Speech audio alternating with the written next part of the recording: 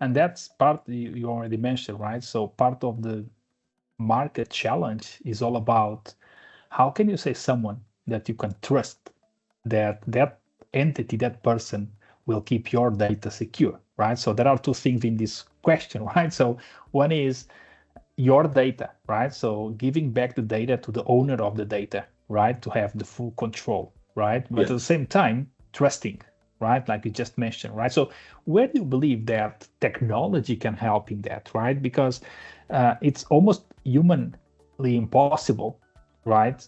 To ensure that you have a set of green gnomes, right? Protecting data and all of that. So where do you see, right? Do you see AI getting an interesting job there? Do you see companies like XQ protecting and creating this layer of security? So where do you see technology helping on all of these? Because you have big companies, right? Big companies in the world that really owns technology, the biggest technology in the world, right? Clouds and all of that. So where do you see that happening?